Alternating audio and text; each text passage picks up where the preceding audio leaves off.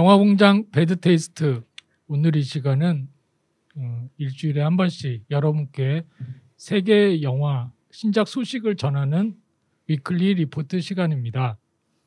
오늘 이 시간도 함께해 주신 분들 소개하겠습니다. 배태여신 우디님, 안녕하십니까. 그리고 귀여움 담당 크리스님. 안녕하세요, 크리스입니다. 좀 이제 적응되세요? 그냥 뭐 그러려니. 받아들였어. 예. 운명을. 그리고 저희 배태 아이콘 닥두님 모셨습니다. 안녕하십니까. 예, 그리고 저는 해롱해롱 다크입니다. 저희가 일주일 지났지만 굉장히 큰 이벤트가 있었어요. 그동안 추석이 있었죠. 그래서 많이들 그 다양한 사건들을 겪으셨으리라 기대를 하고. 그렇지 않다는 거 알면서 왜 물어보세요? 아니요. 그래야만 합니다. 그래서 우리 오늘 특별하게 우디님의 근황을 좀 더 귀 기울여 들어보도록 하겠습니다. 특별한 거 없었고요. 저도 그냥 서울에 집에 머물렀고, 제 생각에 제 개인적으로 지난주 가장 큰 이벤트는 그 미국에서 SNL이 이제 시즌이 돌아왔어요. 그래서 항상 그 첫 방송, 시즌 첫 방송이 제법 굉장히 관심이 많은데, 지난 토요일에는 크리스 락이 사회를 보고, 그 다음에 이제 아무래도 미국 대선 직전이니까 원래도 정치 풍자 많이 하는 그런 프로그램이지만 정치 풍자 요소를 더 강조하기 위해서 지금 몇 년 동안 그 알렉 볼드윈이 트럼프 역할을 맡아서 아주 큰 웃음을 주고 있는데, 조 바이든 역할로 짐 캐리용을 영입을 했습니다. 야. 그래서 그 동안은 우디 헤럴슨이 몇 번 그 후보 경선 시절에 바이든 역할을 했었는데 아주 큰맘 먹고 짐 캐리를 데려다가 광고도 되게 많이 하고, 그렇게 해서 이제 처음 그 미국 대통령 후보 토론회를 풍자하는 걸 했는데, 제가 조 바이든에 대해서 잘 알진 못하지만 그래도 너무 웃기더라고요. 짐 캐리가 정말 잘하고, 분장은 물론이고 역할도 잘하고, 또 트럼프 역할은 말할 것도 없고, 그래서 굉장히 그거 보면서 저도 기다렸다가 봤는데 재미있었네요.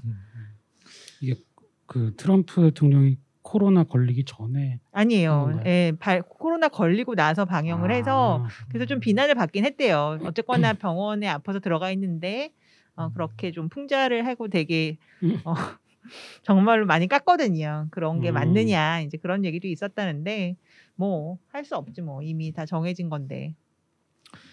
그랬군요. 정작 추석에 대해서 말씀을 드렸더니 미국 TV 프로그램 이야기를 하셔서 좀 당황했습니다. 가장 큰 이벤트였습니다. 예, 그렇군요. 우리 닥터님은 어떠셨어요? 추석 즐겁게 보내셨나요? 그냥 집에서 책 몇 권 읽었습니다. 고향은 안 가시고? 이런저런 일 때문에. 그래요. 나라에서 사회적 거리두기 계속 강조를 했던 터라 역시 우리 착한 닥터님은 또 몸소 실천을 하셨군요. 그리고 지난주에 약속드린 대로 이번 주는 특별히 크리스님의 근황을 한번 여쭤보겠습니다. 특별히요? 네. 맨날 똑같은데. 아하. 주기적으로 술 한 잔씩 하고 그거 아니고는 이번에는 다양한 사건이 나오는 미드를 많이 봤죠. 그 원래 몇 년 전에 영화 몇 편이랑 몇 개 하겠다 목표 세우셨었잖아요. 달성률이 어떻게 됐나요? 영화는 제가 5편을 봐야지 했는데 한 10편 본 것 같고 미드는 제가 5개를 본다 그랬는데 그 에피소드로 따지면 한 50개 되더라고요. 근데 그래도 한 20편 정도는 본 것 같아요. 달성률이 높네요. 그래서 뿌듯했습니다. 역시 부지런하십니다. 네, 저처럼 아무것도 기억이 나지 않는 사람은 정말 뭘 했는지 모르겠습니다. 자, 그럼 본격적으로 오늘 시간 진행을 하겠습니다. 자, 우리 우디님. 네, 첫 번째는 배태의 정체성 B급 신작 소개입니다. 그 할로윈이 얼마 남지 않다 보니까 아주 요즘 공포영화 시즌이에요. 그래서 굉장히 많은 작품들이 공개 예정이 되어 있어서 고르느냐고 힘들었는데, 아시다시피 제가 못 보잖아요. 트레일러도 못 봐. 그래서 이걸 트레일러를 안 보고 어떻게 제목이나 옛날에 이거는 마치 에로 비디오를 그 껍데기만 보고 고르는 것과 같은 종류의 확률인데 좀 어려웠어요. 그렇지만 그냥 복불복 그나마 제일 좀 제가 볼 수 있을 것 같은 거 위주로 골랐으니까 이거 외에도 굉장히 많은 그지 같은 호러가 나올 준비를 하고 있다는 걸 좀 염두에 두시면 좋겠고요. 첫 번째 작품은 제목이 아이언 마스크입니다. 철가면인데요. 2014년 사탄의 사자, 망자의 저주 속편격이래요. 그래서 기존 출연진에 놀랍게도 아놀드 슈왈제네거 그리고 성룡이 가세를 해서 11월에 스트리밍 공개 예정입니다. 근데 이게 공개가 어느 정도 됐나 보더라고요. 트레일러에도 트레일러 얘기보다 이 영화가 어땠다 얘기가 훨씬 많아요. 그리고 IMDb도 점수가 나왔는데 4.66로 나왔고 풀렸나 보다. 로튼 토마토 지수는 21%. 근데 제가 이걸 처음에 이제 정보를 전혀 없이 얘기만 딱 듣고 보니까 우진님이 B급 이거 잘못 넣으신 것 같은데 처음에 그 생각을 했어요. 왜냐면 아놀드 슈왈제네거 나오고 성룡 나오고 약간 스케일 커 보이는 블록버스터 영화 같아서. 근데 딱 봤더니 아주 제대로 B급이 맞네요. 그리고 그쵸. 가장 수상했던 게 아놀드 슈왈제네거랑 성룡이 나오는데 계속 특정 장면만 트레일러에서 계속 보여주는 거예요. 역시나 분량이 그게 다였다 그러더라고요. 어머. 그러니까 완전 이름만 빌려줬구나. 네, 조연으로 잠깐 나온 건데 이거를 그냥 홍보할 때 이 둘이 나온다고 이렇게 해가지고 일단 CG가 정말 조악하고 보는데 진짜 너무 심하다. 그 제작비의 대부분이 아마 그 아놀드 슈왈제네거랑 제키 챈 출연료로 간 게 아닌가 싶은 생각도 들고 여기 누가 이거를 요약해 놓은 거를 봤는데 이게 딱 맞는 것 같아요. 이제 그 유튜브 리플에 당신은 지금 미국에 사는 오스트리아인이 프랑스를 배경으로 한 이야기에서 영감을 받은 러시아 캐릭터가 홍콩에서 온 중국인과 영국제 검으로 싸우는 얘기를 보고 있다. 이렇게 딱 맞습니다. 예. 그 제작진이 러시아 사람들인 것 같더라고요. 이름만 봐서는. 러시아 예. 영화예요. 1편 사탄의 사자, 망자의 저주라고 국내에 소개된 작품이 원래 러시아, 체코 그리고 우크라이나 합작 영화고요. 공식적으로 러시아 영화로 보는 게 맞고요. 이번 작품 역시 이제 합작은 러시아, 중국, 미국으로 되어 있는데 사실상은 러시아 영화고 이제 여기 합작한 데 이름을 올린 중국을 대표해서 성룡 그리고 미국을 대표해서 아놀드 슈왈제네거가 잠깐 뭐 얼굴 마담 해준 것 같고요. 그리고 정말 충격적인 사실을 알려드릴게요. 두 분 다 아직 모르고 계시구나. 이 작품 국내 이미 6월부터 OTT 서비스가 되고 있어요. 아 진짜로. 예. 그래서 아이언 마스크 용패 지미라는 제목으로 검색을 하시면 플랫폼을 통해서 국내에서는 이미 보실 수가 있었던 작품입니다. 놀랍군요. 그걸 알았어도 제가 안 봤을 것 같아요. 그냥 트레일러로 만족할 것 같아요. 그래서 요즘 나오고 있는 그 러시아 그 판타지 영화들 보신 분들은 아마 대충 이제 작품의 어떤 무게감이 좀 느껴지실 거예요. 짐작이 되실 거예요. 딱 그 정도입니다. 그렇군요. 다음부터는 꼭 그 국내 포탈에 좀 크로스 체크를 해야겠네요. 요즘 안 했더니. 다음 작품은 에코 부머스라는 제목인데요. 이번에는 아드님이 나오네요. 패트릭 슈왈제네거 그리고 마이클 셰넌, 알렉스 패티퍼 주연의 범죄 스릴러입니다. 이게 제가 자세히는 모르겠는데 실화를 바탕으로 한 거라고 그래요. 근데 이제 시놉시스가 5명의 대학 졸업생들이 지금 이 경제 시스템이 너무 불공평하다. 자기들이 돈을 벌 수가 없다. 그래서 자신들이 원하는 삶을 위해서 가장 좋은 방법이라고 생각해낸 게 이제 거기가 시카고거든요. 시카고에 있는 가장 부유한 사람들의 물건을 훔쳐야겠다. 라빈후시. 네. 그래서 범죄를 저지르는데 거기서도 로빈후드 컴플렉스가 있는 사람들이다. 뭐 이렇게 돼 있는데 문제는 이게 훔쳐서 누구한테 나눠주는 게 아니라 그냥 지들이 그냥 뭐 누리고 그러는 내용 같더라고요. 근데 여기서 특이한 게 마이클 셰넌이 진짜 보면은 좀 영화를 딱 보면 영화 그 완성도에 비해서 마이클 셰넌만 좀 많이 돋보여요. 좀 잠깐 나오는데도. 그래서 유튜브도 보면은 마이클 셰넌이 돈이 급해서 나온 건가, 급전 약간 좀 필요했나. 그런 분위기더라고요. 뭐 하이스트 영화의 그 역사야 워낙 오래됐고 잊을만 하면 한 번씩 등장을 하는 메뉴인 것 같죠. 저도 예고편을 보니까 그냥 인상적인 거 딱 하나 있었어요. 시작할 때 사반 엔터테인먼트 로고가 뜨더라고요. 사반하면은 이제 국내에는 어떻든 파워레인저 시리즈로 잘 알려져 있는 장르 영화 많이 하는 그렇습니다. 그런 곳이죠. 그리고 뭐 전반적으로 약간 더 음침하게 눌러놓은 베이비 드라이버 같은 느낌? 저는 그런 느낌이 좀 나더라고요. 그리고 패트릭 슈왈젠하고도 뭐 그렇게 뭐 이렇게 눈에 잘 안 띄던데요. 잘생긴 건 잘생겼는데 별로 그렇게 그 영화에서 뭐 대단한 활약을 하는 것 같지도 않고. 마지막 B급 영화 신작은 더 크래프트 레거시입니다. 이거 제가 만든다는 소식을 얼마 전에 전한 건데 벌써 영화가 나오네요. 96년 오리지널에서 이어지는 스토리라는 게 제작사인 블럼하우스의 설명이에요. 역시 뭐 그런 고등학교 여학생 4명이 출연을 합니다. 오리지널도 그렇게 큰 임팩트는 없었는데 그걸 또 속편을 만든다고. 왜냐하면 다크님이 좋아하시거든요. 제가 좋아하는 이유는 딱 하나죠. 뭐 비밀입니다.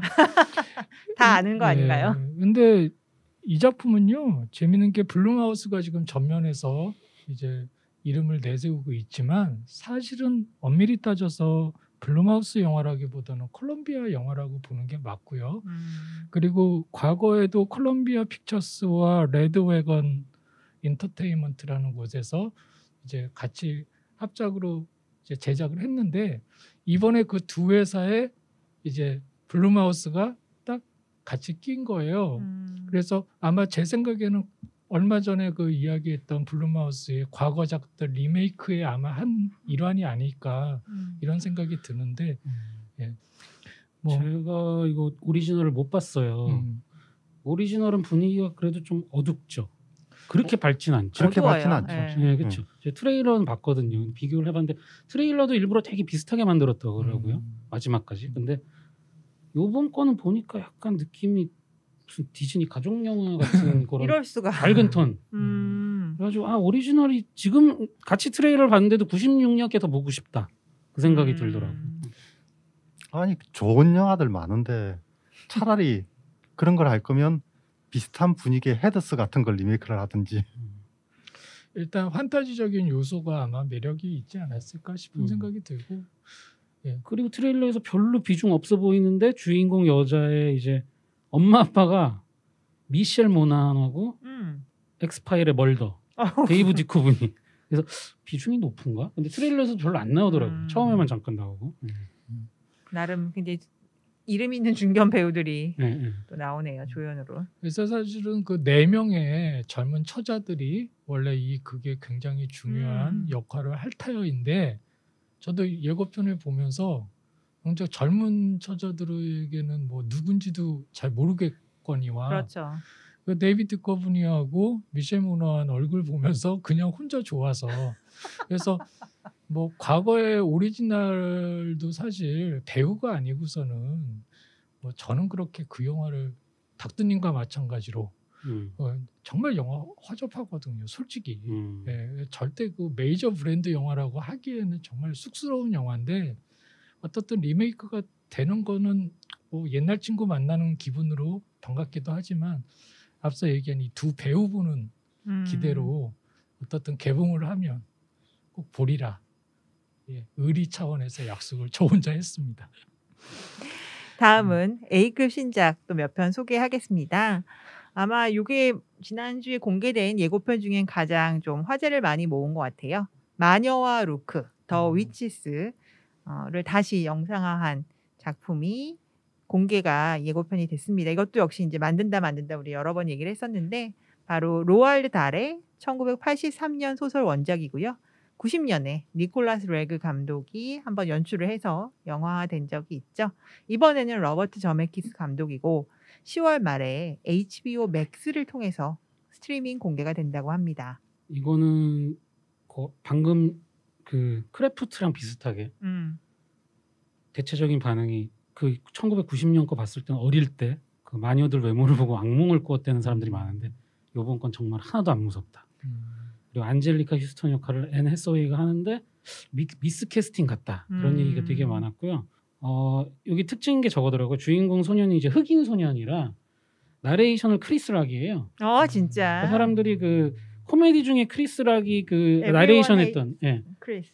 그거 같다고 그 분위기가 많이 난다고 그렇구나. 그 얘기도 하고 전체적으로 평이 다들 안 좋고 뭐 야 로알드 달이 이거 무덤에서 돌아 눕겠다 막 이런 소리도 하고 블랙워싱 영화가 또 나오는구나 뭐 이런 얘기도 나오고. 그렇죠. 근데 지금 말씀 들어보면 그렇지 않아도 감독 이름으로 궁금했는데 이게 실사 영화가 아닌 건가요? 실사예요. 실사예요? 네. 근데 목소리 연기를 따로 또 했다고. 나레이션. 나레이션을. 그러니까 흑인 소년의 아마 크리스 락이 성인 입장에서 최고하는 것 자기가 같아. 어렸을 때 뭐 이런 일이 있었다 이런 식으로 나레이션을 까는 것 같더라고요. 어쨌든 자메키스 감독의 실사 영화를 간만에 보는 것 같아서 저는 일단 그거는 반갑네요. 근데 뭐 애니메이션도 많이 요소가 좀 있죠, 그렇죠? 예. 네. 저도 이거 예고편을 보면서 로버트 저메키스 이름이 나오는 순간 안 봐야겠다. 로알드 달과 로버트 맞아. 저메키스 너무 안 맞거든요. 오. 로알드 달 작품 중에 이 영화화된 작품 중에 제가 제일 좋아하는 게 제임스와 거대한 복숭아. 꽤 기괴한 부분도 있고 독창적인 부분도 있고 특히 후반부가 정말 끝내주거든요. 그래서 정말 아까 크리스님 말씀처럼 이거야말로 디즈니 가족 영화 같죠. 뭐 그렇죠. 트레일러만 이것도 봐선 그래요. 그렇지만 엄청 화사하고 그렇군요. 앤 해서웨이를 보는 순간 벌써 좀 아무리 뭐 변신을 하겠죠. 극 중에서 그렇지만 그런 느낌을 받게 되는 건 어쩔 수 없나 봐요. 다음 작품은 미나리입니다. 그 지난주인가 제가 한번 너의 이름은 실사화에 우리나라 한국계 감독이 헐리우드판에 연출을 맡게 됐다 하면서 소개했던 작품이기도 한데요. 그 사이에 예고편이 나왔어요. 한국계 정이삭 감독의 자전적 영화고요. 스티브 연 그리고 윤여정 선생님, 한예리 출연을 합니다. 아마 아버지, 할머니, 엄마 역할인 것 같더라고요. 올해 초 썬댄스 영화제에서 심사위원상과 관객상을 수상했죠. 미나리가 정말 더러운 물에서 자라죠. 거의 꾸정물이거나 제가 살던 동네에서는 하수도 물 흘러나오는 곳에 살았었거든요. 그 더러운 환경 속에서 정말 꼿꼿하게 자라죠. 아마 그 뜻으로 제목을 쓴 것 같네요. 원래 지금 말씀 듣고서 미나리랑 친하신가 봐요라고 농담을 던지려고 했는데 갑자기 이야기의 방향이 급 반전이 되는 바람에 제가 당황을 하면서도 할 얘기는 다 했네요. 일단 저는 워킹데드 글렌이 워킹데드에서 아버지 노릇을 못하고 죽었잖아요. 여기서 드디어 아버지를 해보는구나. 그게 좀 눈에 띄었고 버닝 때랑 비교해도 한국말 억양이 확실히 더 좋아진 것 같더라고요. 액센트 같은 게 되게 자연스러워졌어요. 그래서 보면서 이렇게 거슬리는 게 별로 없더라고요. 그것도 있고 이거 그 브래드 피트의 플랜 B에서 제작 참여를 하셨고 그리고 배그는 A24에서 또 그리고 이제 트레일러에서 그런 게 나와요. 이제 그 주인공 스티븐 연의 이제 아들을 이제 꼬마 백인 애가 이렇게 그러니까 유색인종 처음 보면 신기해하는 눈빛으로 이렇게 보는 듯한 그런 게 나오는데 그걸 보고 리플들의 그게 되게 많더라고요. 이민 온 사람들은 다 한 번씩 겪어본 거다.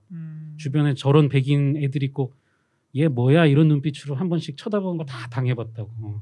그런 거를 잘 살려냈다 그러더라고요. 특히 이제 뭐 영화 속에 사연이 나오겠지만 한국인들이 이민 가서 많이 자리를 잡는 대도시가 아니라 그쵸. 깡촌으로 가잖아요. 진짜 남북 깡촌으로 가니까 그 감독이 어떤 유년 시절이 고스란히 잘 드러날 것 같고 뭐 영화 트레일러에서도 그렇게 이야기를 하고 기대하는 사람들도 얘기를 하던데 새롭게 보는 아메리칸 드림에 대한 어떤 그 통찰이 아니냐 그렇게 얘기를 하더라고요. 그래서 뭐 우리나라 배우들이 나와서뿐만 아니라 궁금한 영화예요. 어떤 사람의 글에서 본 굉장히 인상적인 댓글이 하나 있었는데 미국 남부 깡촌에 갔을 때 한 꼬맹이가 자신을 보면서 그렇게 얘기를 하더랍니다. What are you? Who are you도 아니고 진짜 이거 사람으로 안 보는 거죠. 어떻게 보면 백인 사회에서 동양인 남성이야말로 인종차별의 끝판왕인 거죠. 이게 제가 정확하게 시대는 지금 확인을 못했는데 저도 중서부 깡촌은 가봤거든요. 그럼 거기서 이제 대학교에 근처에 사니까 별 그런 거 못 느끼다가 뭐 어디 뭐 식당에 뭐 맛집을 어디 가자 그러면 이제 좀 멀리 나가요. 차를 타고 워낙 그냥 띄엄띄엄 있기 때문에 그런 데 가면 식당에 앉아 있으면 진짜 백인 할아버지 할머니들이 신기한 거 쳐다보듯이 그러니까 뭐 대놓고 인종차별은 안 하는데 딱 봐도 이제 부담스러울 정도로 이러고 쳐다보는 거를 많이 그때 느껴봤죠. 크리스님이 너무 잘생겨서 그런 거 아닐까요? 뭐 그런 걸로 해두죠. 예, 미국 맞습니다. 영화로서 그 외국 이제 이민자들에 대한 이야기들은 종종 있어 왔죠.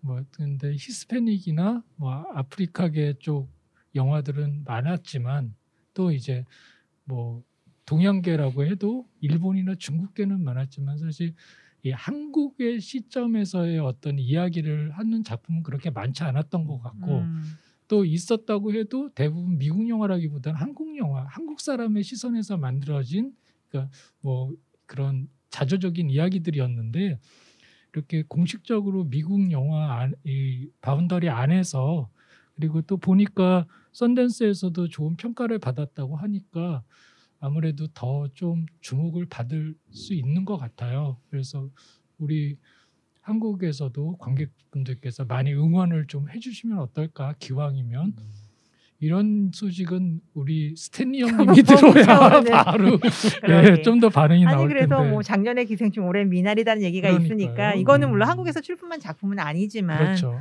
한번 두고 보죠. 네. 분명히 미국산 영화이면 분명한데 배우들이 또 다 중요 배우들이 우리나라에서 갔으니까 관심 있게 봐야 되겠습니다.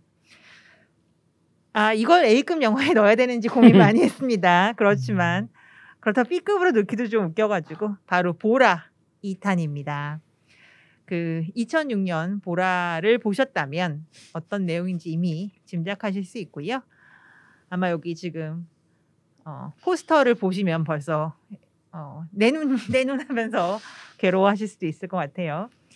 치열한 경쟁 속에 아마존에서 구입을 해서 11월 미 대선 직전에 공개를 한다고 합니다. 놀랍게도 그 보라 1편은 그 당시에 2억 6천만 달러라는 정말 깜짝 흥행을 했어요. 그리고 심지어 그 오스카 각색상 후보에도 사실 올랐었습니다. 그만큼 정말 지저분하지만 재기 넘치는 작품이었고 사샤 바론 코헨은 진짜 미친놈 같습니다. 이번에는 뭐 보니까 예고편만 봐서는 그 마이크 펜스 막 유세장에 난입하고 막 그랬던 것 같던데 진짜 영화 찍으면서 좀 사건이 많았다고. 이거 트레일러 다 보셨나요? 아니요. 안 보셨어요? 포스터만 봤어요. 아니 그리고 이게 속편이 정확하게 제목인데 되게 길어요. 이걸 한국말로 정확하게 뭐라 어떻게 되냐? 보라 그러니까 2도 아니고 이제 보라색 후속 영화 한때 영광스러웠던 카자흐스탄에 이익을 주기 위해 미국 행정부에 엄청난 뇌물 전달하기 뭐 이게 다 제목이에요. 맞아. 근데 이제 그게 뭐냐면은 요번에는 자기 딸을 데리고 가요. 근데 이제 그 딸을 거기서 이제 트레일러에서 이렇게 나옵니다. 왕좌에 가까운 사람에게 주겠다 선물로. 상납하는 거야. 네, 그래서 좀 왕좌에 가까운 사람을 트럼프를 얘기하는 건가 누군가 했더니 그게 알고 보니까 이제 그 마이크 펜스 연설하는데 도널드 트럼프 분장을 하고 자기 딸을 들쳐업고 가서 막 큰 소리로 선물이라고. 근데 그게 편집을 약간 해가지고 이게 진짜 간 건지 안 간 건지 조금 애매한데 이렇게 화면 교체하면서 이제 마이크 펜스 얼굴 보여줬다가 트럼프 분장한 사샤 바론 코hen 보여줬다 뭐 이런 식으로 나오거든요. 근데 웃기긴 웃길 것 같더라고요. 뭐 그것도 있고 제일 웃겼던 게 저거네요. 그 처음에 경찰 단속에 걸렸는데 제가 뭐 잘못했나요? 하고 딱 물어보니까 자기 딸을 차 아내한테 하고 천장에다가 의자를 붙여가지고 앉혀놓은 거예요. 그랬더니 뭐 하는 거냐 그랬더니 안에 타야 된다 그러니까 우리나라에서 남자하고 곰만 차 안에 탈 수 있다고. 그래서 웃기긴 되게 웃길 것 같던데. 진짜 정말 독해. 너무 독하고 1탄도 독했지만 더 심해진 것 같고 또 최근 지금 뭐 그 시카고 7인의 재판 이런 것처럼 사샤 바론 코hen 되게 딱 그 안면 몰수하고 엄청 진지한 연기 했잖아요. 또 몇 년 동안 다시 이런 거 보니까 정말 더 웃겨요.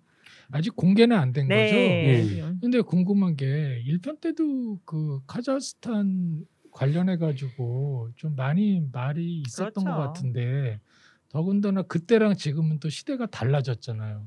요즘 같은 시대면 더 난리가 날 것 같은데. 이 사람은 그거 그냥 까고 가는 것 같아. 실제로 그거 반응은 있나요?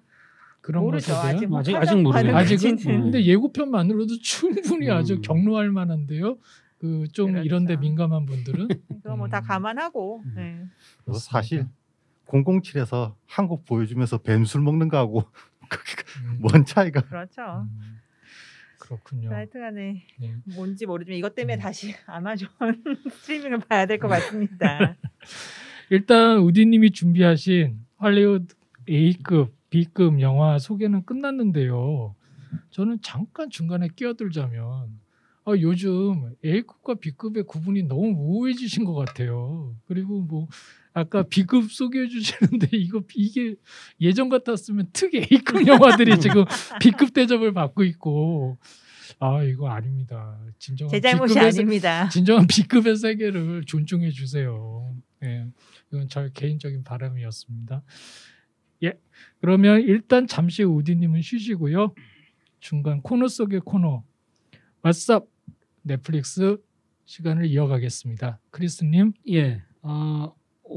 요번 주는 뭐 별다른 뉴스는 없고요. 네. 그냥 콘텐츠 소개만 몇 개 해드릴 건데 요거는 따로 방송을 준비하신다 그래서 원래 뺐었거든요. 바로 에놀라 홈즈.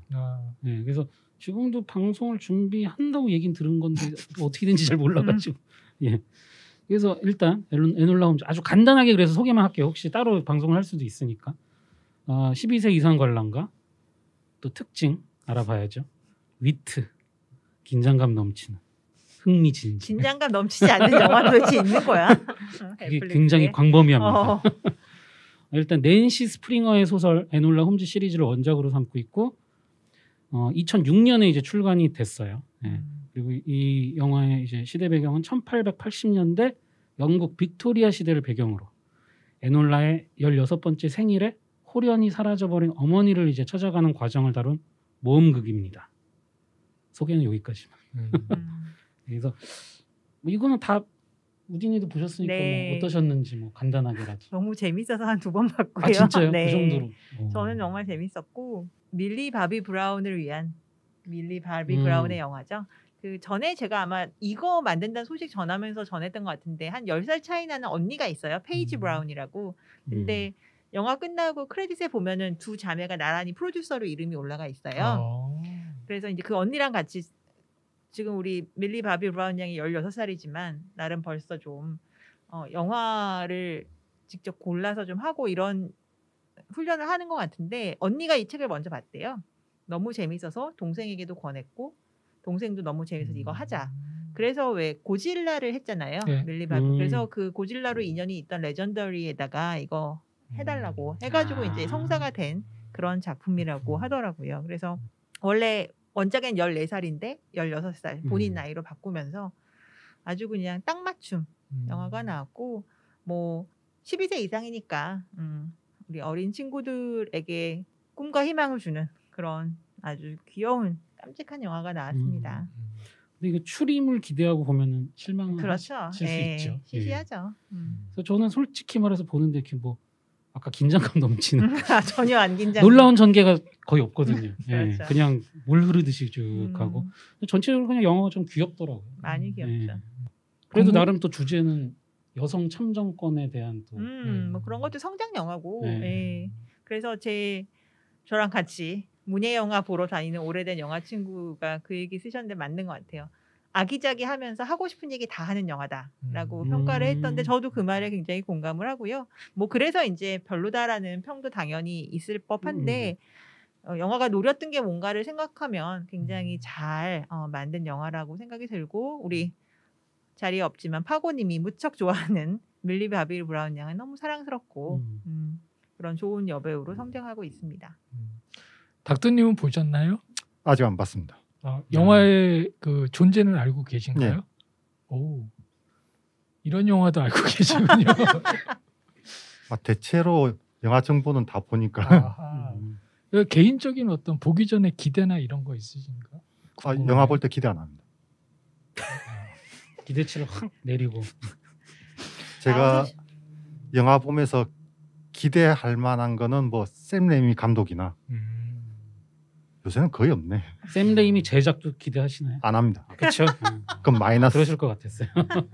그 감독이 약간 야망이 있는 게 이게 원작 시리즈가 꽤 여러 편이잖아요. 네. 잘만 되면은 이제 그걸 다 영상화하고 싶다. 그 얘기를 했더라고요. 그게 뭐 감독의 의욕인 건지 아니면 아까 우디님 말씀대로 그 자매의 의욕인지는 모르겠는데 뭐 충분히 가능성이 있어 보이네요. 한 편 정도는 더 할 수 있을 예, 것 지금 같아요. 너무 분위기로 잘하기 보면. 전에 해야 되니까. 예. 예, 두 번째는 드라마인데요. 브라질 드라마입니다. 굿모닝 베로니카. 청부리고 8부작 그리고 특징이 다크. 또 긴장감 넘치네. 이건 좀 넘쳐요. 예놀라 홈즈에 비하면 긴장감이 있습니다. 동명 소설을 원작으로 한 작품인데 이제 여성 경찰 베로니카가 여성을 노리는 강력 범죄를 파헤치다가 더 큰 음모에 휘말리는 이야기예요. 조금 더 자세하게 얘기를 해보자면은 이제 베로니카가 경찰서 내에서 그 서류 업무를 하는 그냥 서기 이런 역할인데 경찰서 내에서 갑자기 피해 진술을 하던 여성이 자살을 하는 사건이 생겨요. 근데 선의 분위기가 이거 빨리 그냥 밖에 안 알려지고 넘어갔으면 좋겠다 막 이런 분위기라 네. 저 여자가 왜 그랬는지 아무도 관심을 안 갖는 거예요. 거기서 유일하게 그 여성의 죽음에 좀 책임을 느끼고 한번 자기가 파헤쳐 보겠다고 하는 게 이제 베로니카거든요.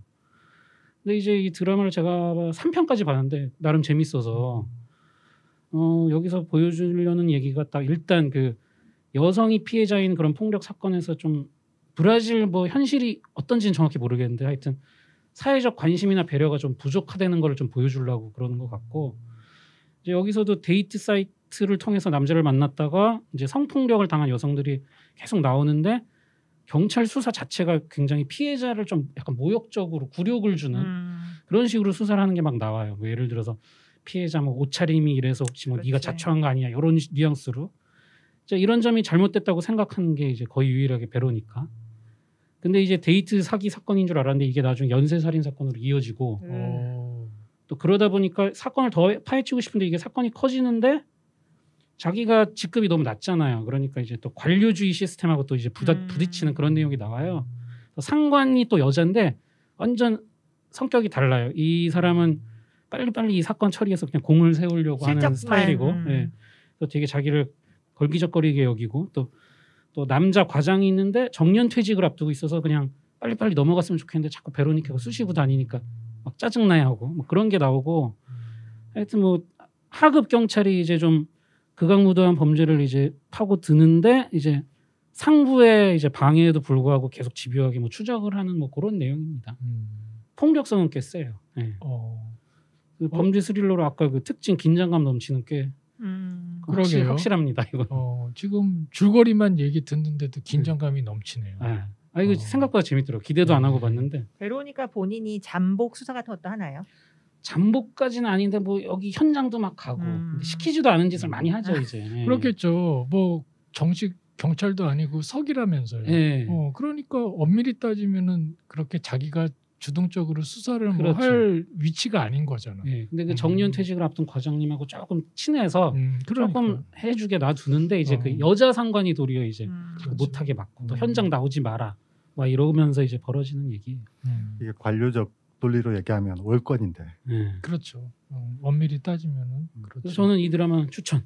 그렇군요. 야 그리고 또 이제 어떻든 국적이 브라질이라고 하니까 저희가 그 나라마다 특색이 있지만 브라질 영화들 보면 일단은 좀 열정적이고 왠지 막 이렇게 좀 뜨끈뜨끈한 것 같고 이런 게 좀 있잖아요. 기운이 있잖아요. 예. 브라질 드라마 치고는 조금 우울한데 그래서 그런가 여배우들이 좀 수사관인데 필요 없이 조금 더 이쁜 것 같은 느낌이 들어가지고 그 여자 상관도 그렇고 주인공도 그렇고 좀 미녀 배우들을 썼어요. 기본적으로 아마 미녀가 아니면 배우를 못하는 거 아니까. 브라질이라서 그런 건가? 좋네요. 그래서 마음에 드신 추천이구나. 미드나 영드 보면은 수사관이면은 조금 맞아요. 덜 이쁜 분을 쓰거든요. 쓰거든요. 맞아요. 브라질에서는 그게 용납이 안 되나 보네. 지금과 역시. 전혀 다른 쪽으로 결론이 나서 깨달았어 제가- 이야기를 하다 지금 보니까. 깨달았네요. 네, 당황스러웠습니다. 어쩐지. 다음 소식은요? 예, 다음은 4부작 다큐멘터리인데요. 송 익스플로더 음악 완전 정복 음악 다큐입니다. 이게 뭐냐면 원래 인기 있는 음악 팟캐스트가 있어요. 송 익스플로더라고. 근데 그거를 바탕으로 이제 TV 프로그램화를 시킨 건데 유명한 뮤지션의 노래 하나를 딱 정해서 그 노래가 어떻게 만들어졌고 그 과정을 쭉 이제 인터뷰나 뭐 자료 화면으로 이제 따라가는 내용인데 4부작으로 돼 있거든요. 근데 이제 1부는 알리샤 키스, 2부는 저는 누군지 몰랐는데 찾아보고 알았습니다. 린 마누엘 미란다. 예, 그 새로 나온 그 메리 뮤지컬 포핀스에서 아, 그래요? 네, 아. 같이 나왔던 아주 뮤지컬로 돈 많이 벌고 있는 사람이죠. 네, 여기서는 뮤지컬 해밀턴의 곡을 어떻게 만들게 됐나 그거를 하고 이분이 또 모아나 또 작사 작곡 다 하신 맞아요. 분이더라고요. 그리고 3부는 이제 R.E.M이고 4부는 또 힙합 래퍼인데 이제 타이 달러 사인. 근데 제가 다른 거는 잘 모르겠어요. 알리샤 키스는 좋아하는데 이 노래는 제가 모르거든요. 그래가지고 3부를 딱 봤는데 제가 R.E.M을 제일 처음 접했던 게 바로 다 이 노래지, 노래거든요. 다 이 노래. 그렇죠. 이 노래를 딱 접했는데 이게 딱 있어서 그래서 이건 일단 보자 하고 봤는데 일단 오리지널 멤버가 다 모여서 인터뷰를 했고 그 Losing My Religion의 이제 데모 테이프 버전도 들으실 수가 있고 뭐 보컬만 따로 듣거나 그런 것도 나오는데 들으면은 너무 웃기는 게 이 노래를 내기까지 이제 한 10년간 열심히 음반도 내고 콘서트도 하고 활동을 하다가 지쳐 있을 때였대요. 그래가지고 특히 기타리스트 분이 일렉트릭 기타만 하니까 너무 지겹다. 다른 악기를 좀 파보자. 딱 해놓은 게 만돌린이었어, 만돌린. 근데 Losing My Religion 앞부분에 나오는 그거 리프를 이제 그 악기로 한 거죠. 그래서 그 악기를 이렇게 짧게 이렇게 쳤는데 다 듣더니 요걸로 노래를 해보자. 근데 웃긴 게 그거를 만들어 놓고 1년 후에 자기가 깨달았는데 내가 이걸 어디서 들어본 것 같아. 어디서 들어봤나 했더니 류이치 사카모토의 그 전장의 크리스마스 그 멜로디랑 약간 유사한 거예요. 자기가 듣기에도. 근데 똑같지는 않은데 자기가 생각해도 영향을 받은 것 같다고 그 얘기하면서 거기서 이제 극 중에서 제발 표절로 고소하지 말라고. 자기 지금 늙어서 고소당하면 힘들다고 이제 그런 얘기도 하고 되게 인터뷰도 재밌어요. 이제 그렇게 됐고 뭐 제작사가 처음에 이 노래를 앨범의 첫 번째 싱글로 발표하는 거를 반대했고 그러니까 좀 노래가 스타일이 조금 그전 노래하고 좀 다르니까 만돌린으로 시작하는 노래를 왜 싱글로 내냐. 그런데 딱 냈더니 이게 자기들 인지도를 그냥 확 올려준 노래가 됐고 예. 또 길거리 가는데 웬만한 사람들이 다 알아보더라. 뮤직비디오를 다 봤기 때문에 이제 그런 얘기도 나오고 그러면서 마지막 딱 결말에는 원곡을 한번 쫙 들려주면서 끝이 나요. 그래서 되게 재밌더라고요. 네. 봐야 되겠네요. 네, 그래서 아마 이게 다가 아닐 거예요. 다음에 또 나올 것 같아요. 네. 뭐 R.E.M의 Losing My Religion 같은 경우에는 당시가 한참 뮤직비디오의 대성장기였고 또 이 곡의 뮤직비디오가 그 많은 뮤직비디오들 중에서도 굉장히 독특했죠. 그리고 성취도가 있는 뮤직비디오. 제 기억으로는 아마 MTV 수상도 했던 걸로 기억을 하는데 거예요. 예. 그래서 아마 이 곡을 기억하시는 분들이 훨씬 많을 것 같고 또 이런 저도- 얘기도 하더라고요. 멤버들이 R.E.M은 Losing My Religion 부른 그룹이지 그러면 어쩔 때는 좀 화가 났대요. 왜냐면 너무 그 얘기만 하니까. 근데 받아들이고 그거 덕분에 그렇죠. 더 유명해졌어요. 그렇지.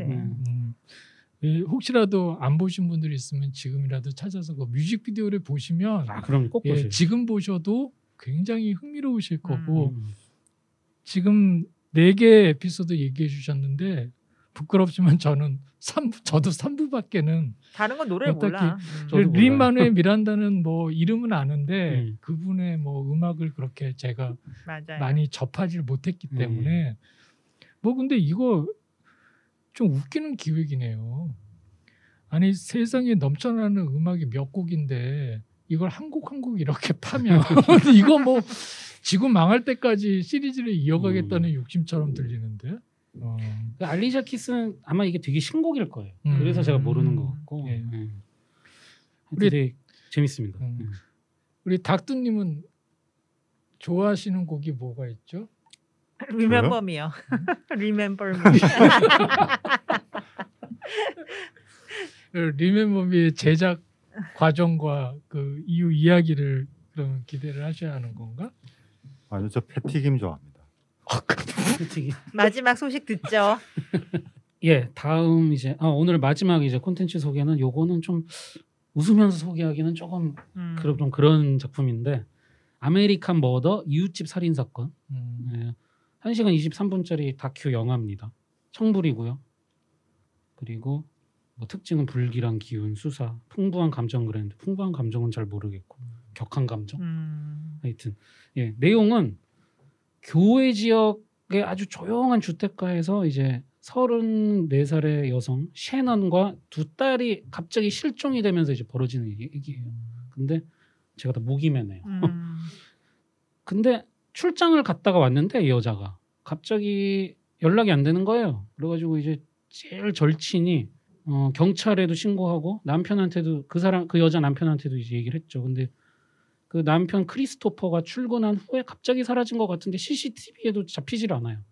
그래서 이게 어떻게 됐나 하고 미국에서 이게 엄청 화제가 됐던 사건이거든요. 근데 이제 바로 며칠 후에 이제 충격적인 진실이 밝혀지는데 이거는 직접 보시고 제가 일부러 얘기는 안 드리겠습니다. 근데 이게 범죄 실화 다큐인데 다른 거하고 좀 다른 게 자, 연기자들에 의한 재현은 전혀 없고요. 실제 영상인데 경찰이 제공한 뭐 바디캠이나 CCTV 영상, 방송국 뉴스 자료 화면 이런 거는 뭐 다른 범죄 실화 다큐랑 비슷하죠. 근데 여기에 이 실종된 여성 셰넌이 좀 약간 SNS 상으로 좀 본인이 인플루언서가 좀 되고 싶어하는 그런 경향이 있었어요. 그래서 페이스북에 자기 가족 얘기를 한 동영상 같은 게 굉장히 많아요. 사진도 많고 가족 사진도 많이 올리고 그래서 그게 굉장히 많이 나옵니다. 그러니까 너무 행복했던 모습을 이렇게 보여주니까 그게 좀 더 슬픈 거예요. 이제 결말이 굉장히 충격적이기 때문에. 그리고 이제 뭐 핸드폰 문자 메시지도 나오고 이제 그런 걸로 이제 구성이 된 다큐인데 뭐 이렇게 자극적으로 찍진 않았어요. 그냥 딱 이렇게 그런 영상들을 보여주면서 시간 순으로 쭉 가는 건데 몰입감은 정말 대단한데 이게 좀 보고 나서 드는 생각이 일단 어린 자녀분 키우시는 부모님들은 안 보는 게 나을 것 같다. 그 생각이 들더라고요.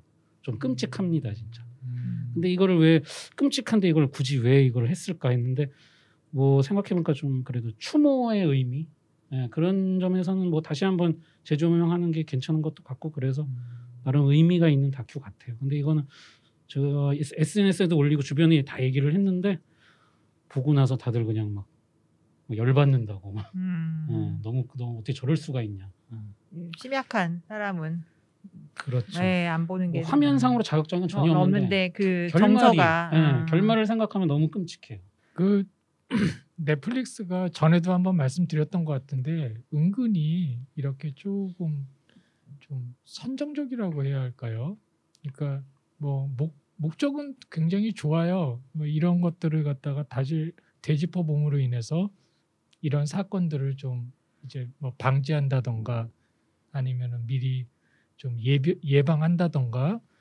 근데 이제 어떻든 그 사건 자체만 놓고 보면 참 이런 이야기들을 이렇게 깊이 적나라하게 그리고 이제 앞에 왜 대표적으로 많이들 언급하는 작품들이 뭐 고양이는 건드리지 말아였나요? 그것도 있었고 뭐 무슨 피자면 어쩌고 저쩌고도 있었고 굉장히 디테일한데 모르겠어요. 물론 그 자체가 어떻든 뭐 굳이 그걸 갖다가 오락거리로 제공한다는 목적이 전면에 있지는 않겠죠. 그렇게 믿고 있는데 어쨌든 그 사건 자체만 놓고 보면 참 가슴 아픈 얘기들이 많은 것 같아요. 그 결말에도 그래서 꼭 이제 마지막에 화면에 이런 게 나와요. 이런 비슷한 류의 사건들이 통계적으로 얼마나 일어나고 있다 이런 식으로 이제 한번 짚어주고 이제 넘어가죠. 네, 그 어쨌든 이 작품 그리고 그게 참 독특하군요. 그러니까 감독이 따로 촬영을 이걸 위해서 뭐 따로 했다거나 뭐 이런 게 아니라 없고요. 기존에 있던 영상들만을 활용을 해가지고 제공받은 영상, 경찰 쪽에서 제공받은 거랑 이제 가족 측에서 이제 제공한 영상들 다 그 구성된 부분이 좀 많이 독특한 것 같네요. 뭐 재현을 했다거나 이런 게 아니고 예. 소셜 미디어가 발달한 시대이기 때문에 만들 수 있었던 그런 그렇죠. 종류의 형식인 것 같기도 해요. 옛날 같으면 그런 자료가 없으니까. 저희 그 B급 공포 영화 중에 파운드 푸티지 장르라는 게 아예 따로 있잖아요. 뭐 어디를 이렇게 갔던 사람들이 촬영하고 사라졌는데 그 촬영된 영상만 남아 있더라. 해가지고 이것은 그것이다라고 페이크로 만든 것들이 많이 있기는 한데. 그리고 재작년에 그 썰치 생각도 좀 나네요. 그러네요. 어쨌거나 아, 그 예, 사람이 맞아요. 남긴 여러 가지 소셜 미디어의 흔적을 가지고 또 예. 구성할 수 있다는 면에서. 파운드 푸티지 자체는 따지고 보면 유럽의 문학적 전통으로부터 나왔다고 할 수도 있죠. 예전 중세 시대 때부터 비롯된 어떤 전통들을 보면 내가 이 사람의 책을 발견했다. 그래서 이 책을 출간하기로 했다. 그런 류의 작품들이 굉장히 많거든요. 그게 19세기까지도 계속 이어졌으니까. 그리고 일종의 이런 다큐멘터리들은 기본적으로 윤리적 태도를 전제하는데 사실 다큐멘터리는 찾아보는 사람만 찾아보거든요. 다큐멘터리보다 몇십 배 더 끔찍한 게 언론의 직접 보도죠. 예전에 제가 이거 배드 테이스트 초창기에도 한번 얘기한 적이 있었는데 그 시기 때 굉장히 끔찍한 보도들이 노골적으로 대규모로 보도된 적이 있었거든요. 실제 그 검찰청 들어가서 기록을 보니까 살인이나 이런 것들은 사건은 더 줄었더라고요. 보도가 몇 배가 더 많아진 거죠. 그리고 그걸 어떤 사람이 누구를 죽였다 이게 아니라 누구를 언제 어디서 어떻게 어떤 방식으로 그야말로 선정적인 예. 보도죠. 어떻든 다시 좀 정리를 하자면 지금 소개해주신 작품 아메리칸 머더가 파운드 푸티지 장르라는 건 아닙니다. 예, 이야기를 듣다 보니 이제 이렇게까지 얘기가 좀 이제 좀 장황해졌는데요. 예, 관심 있는 분들은 주목해서 한번 우리 크리스님께서 또 특별하게 언급을 해주신다는 것은 그만큼 가치가 어느 정도는 있다. 네. 뭐 이렇게 좀 마음의 준비를 하고 보시라. 네. 알겠습니다. 전 안 보는 걸로. 저 끔찍해서 못 보는데 저런 거. 아 예. 네, 이것으로서 이제 크리스님이 준비해주신 넷플릭스 소식은 마치고요. 이제 다시 다시 제작 소식 몇 개 전할게요. 제목이 Francis and the Godfather. 프란시스와 대부예요. 바로 대부 제작 당시에 파라마운트와 그 다음에 코폴라 감독 간의 갈등을 다룬 그런 극영화입니다. 베리 레빈슨 감독이 오랜만에 또 연출을 맡으셨고요. 코폴라 역은 오스카 아이작. 괜찮죠? 그리고 그 파라마운트 사장이자 전설적인 제작자죠. 로버트 에반스 역은 제이크 질렌할이 맡는다고 합니다. 로버트 에반스는 대부뿐만 아니라 로즈마리 베이비, 차이나타운, 뭐 러브 스토리 같은 그 당시 굉장히 히트했던 작품의 제작자로 유명하고요. 그리고 워낙 아주 개성이 강한 인물이라서 2000년에 그 이 사람의 자서전을 바탕으로 한 다큐 영화도 나온 적이 있어요. 그래서 이제 다들 궁금한 건 말론 브란도랑 알파치노 역할은 누가 맡을까? 뭐 비중이 상대적으로 그렇게 크진 않겠지만 그래도 나오긴 나와야 되니까 많이 관심이 가는 그런 작품입니다. 이게 보니까 이제 갈등의 주 원인이 일단 캐스팅이어서 그 알파치노는 거의 무명이었고, 그렇지. 말론 브랜도도 히트작을 낸 지 꽤 오래돼가지고 맞아요. 그거를 이제 고용하려고 그러니까 이제 그 에반스와 이제 코폴라가 둘이 충돌을 하는 뭐 그 내용이 주가 될 거라 그래요. 그리고 말론 브란도 되게 다루기 힘든 배우라는 아마 그런 소문이 많았을 거예요. 이것도 블랙리스트에 올랐던 각본이더라고요. 그 시나리오가 예, 계속 그러니까 제작은 안 됐는데 계속 돌고 있는 이거 언젠간 제작될 만한 그거를 이제 그 레빈슨 감독이 다시 이제 좀 수정을 해서 내놓은 거라 그러고, 요거 말고 차이나타운도 비슷한 게 지금 나올 거라 그러는데. 아 그래요. 벤 애플렉이랑 그 SNL 그 총책임자 있죠, 론 마이클스, 그 둘이 같이 해서 차이나타운에 대한 이런 비슷한 거를 또 준비 중이라고 그러게요. 그러더라고요. 워낙 뭐 둘 다 70년대 초에 아주 좋은 영화. 대부 팬들이라면 한번 기다려 보실 만하네요. 그동안 70년대, 80년대를 배경으로 했던 실화 소재 영화들이 이제 종종 나왔는데 어떻든 영화계는 좀 비껴난 그런 소재들이었던 것 같아요. 생각을 이렇게 해보면 물론 근래에 이제 뭐 타란티노의 영화 같은 경우가 좀 예외적으로 있기는 했지만, 근데 이제 본격적으로 이제 저희 기억에 전설로 남아 있는 그런 것들에게 감히 이제 그 내부를 들여다보는 그러게. 이게 다큐도 아니고 또 극영화라는 점이 참 흥미롭네요. 그리고 언급된 지금 대부 그리고 차이나타운 같은 작품들은 영화 사적으로 필견작이기 때문에 혹시 안 보신 분들 계시면 찾아서 꼭 한번 미리 보시고 이제 이 영화들 보시면 훨씬 도움이 될 것 같습니다. 다음 작품은 제목이 No Sudden Move. 갑자기 뭐 움직이지 말아라라는 뜻이겠죠? 아니 영화 안 만든다더니 계속 만들고 있는 스티븐 소더버그의 신작입니다. HBO 맥스에서 제작을 하고요.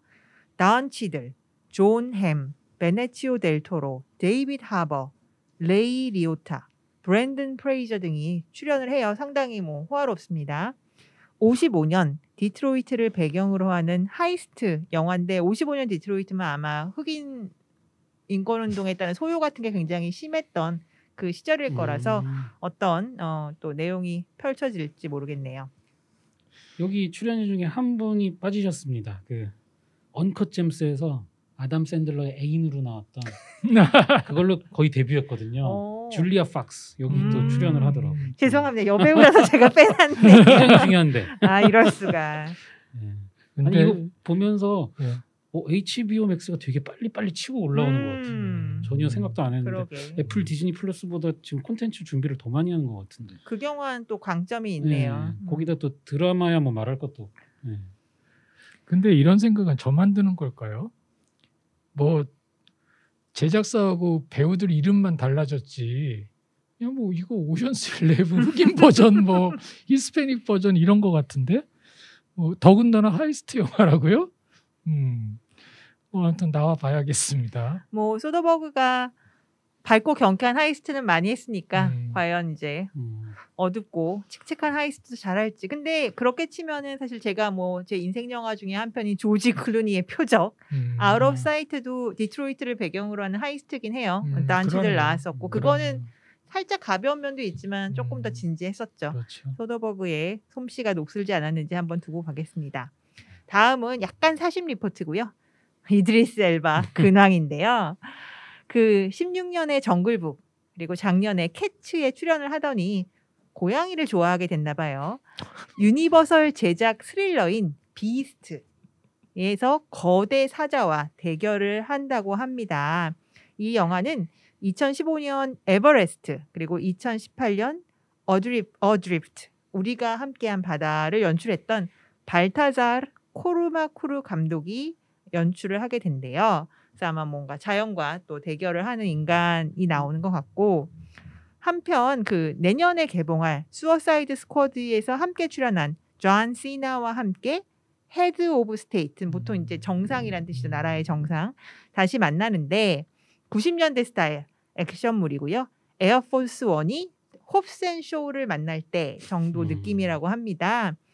그 수어사이드 스쿼드의 제작자 중 하나인 피터 사프란이라는 제작자가 이 두 배우 간의 케미스트리를 보고 너무 마음에 들어서 기획을 한 그런 기획 영화라고 합니다. 일단 그 발타자르 코르마쿠르 이분 이름 되게 생소한데 제가 찾아보니까 이분 영화 제가 본 건 저게 있네요. 덴젤 워싱턴하고 마크 홀버그 나왔던 투 건즈 그 액션 코미디 영화. 네. 그 감독이시더라고요. 근데 이 비스트 영화가 그런 분위기일 거래요. 그 블레이크 라이블리 나왔던 상어 영화 언더 더 워터 그거를 이제 상어 대신 사자로 바꾼 그런 분위기일 거다. 뭐 그 얘기가 있네요. 아니 여배우랑 좀 나와야지. 사자랑 나오고 이 남자 배우랑 나오고 뭐 하는 거야 진짜. 아 정말. 근데 두 번째는 에어포스 1을 언급한 거니까 분명히 누가 대통령으로 그럼 헤드 오브 스테이트니까 둘 중에 하나. 둘 중에 한 명 대통령이겠네요. 그럼 둘 다 아닐까요? 존 시나는 언제나 귀엽습니다.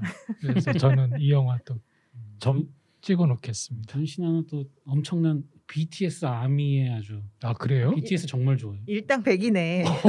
별로 장군님 미국에서 별로 안 떴을 때부터 올라갈 올라갈 때부터 광팬이라서 되게 좋아. 그래서 저도 신기했어. 왜 이렇게 좋아하나. 이상한 친구네. 지금 되게 뿌듯해합니다. 자기가 키웠다며. 다행이네요.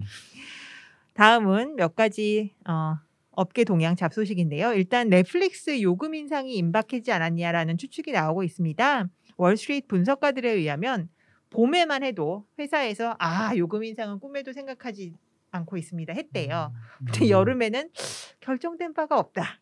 톤이 바뀌었다는 거예요. 그래서 코로나 사태 이후로 사실 스트리밍 강자로서의 입지가 더 공고해졌기 때문에 한 1, 2달러 정도 올리는 게 부담이 안 될 것 같다. 근데 1, 2달러만 올려도 워낙 이제 가입자 수가 많으니까 연간 한 그렇죠. 5천억에서 1억 원, 1조 원에 해당하는 돈이 더 늘어나니까 계속 컨텐츠 만들고 하려면 돈이 필요하겠죠. 그래서 아마 올해 안에 한 번 정도 더 인상이 살짝 있지 않겠냐라는 추측들을 하고 있어요.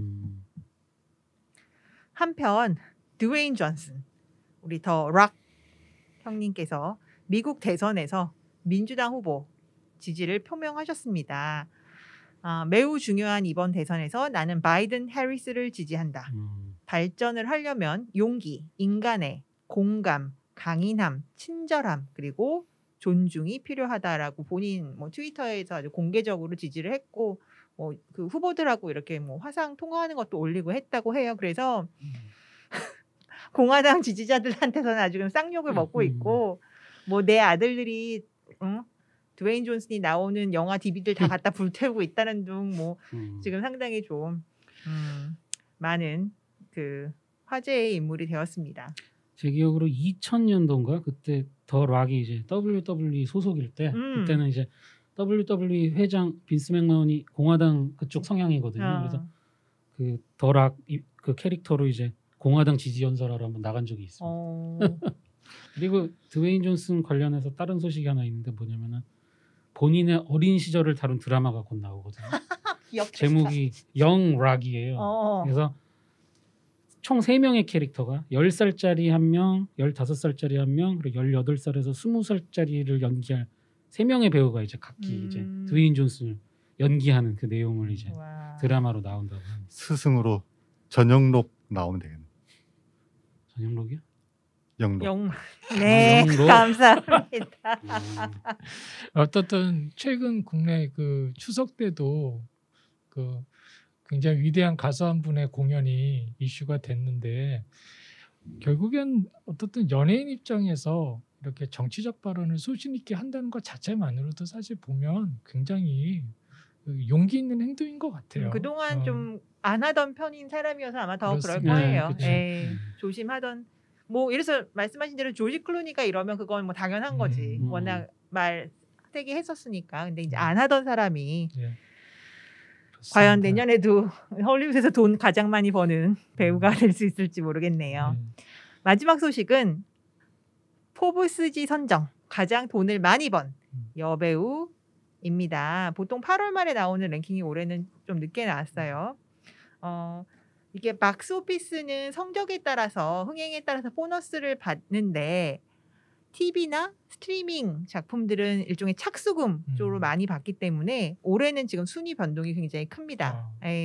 그래서 지난 몇 년간 1등을 놓치지 않았던 스칼렛 요한슨이 아예 순위에도 못 들 정도로 많이 좀 판도가 달라졌어요. 10위부터 보겠습니다. 비올라 데이비스, 여성 흑인 여성 배우로는 처음인 것 같아요. 그래서 한 1,500만 달러, 우리 돈으로 한 200억 정도 되겠네요.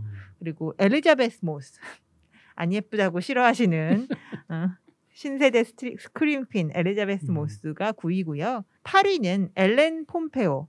그레이 아나토미를 아직도 하는지 저는 몰랐는데 아직도 해요. 인기가 많은가 봐요. 근데 그냥 그걸로만 돈 번 거예요. 우와. 한 편당 5억씩 받는데나? 그렇대요. 그리고 7위는 니콜 키드만이고요. 한 250억 정도 벌었습니다. 6위는 에밀리 블런트. 여기는 아주 부부가 잘 벌고 있네요. 5위는 메릴 스트립 여사님께서 오랜만에 아마 작은 아씨들도 하시고 최근에 영화랑 또 드라마도 하시고 해서 많이 벌이가 있으셨던 것 같고요. 4위는 코미디언 출신 여배우죠. 멜리사 맥카시가 차지했고 3위는 원더우먼 겔 가도십니다. 그 넷플릭스 지금 준비 중인 그 레드 노티스라는 영화로 돈 많이 받았던데요. 그런가 봐요. 그게 드웨인 존슨하고 라이언 레이놀즈랑 맞아요. 같이 나오는 건데 영화인데 그것만 한 2천만 달러 받은 것 같아요. 그래서 역시 영화는 여기는 없었지만 스트리밍에서 받았고 2위는 안젤리나 졸리입니다. 이터널즈로 이터널즈. 좀 많이 땡겼다. 음. 거의 한 400억 정도 받았습니다.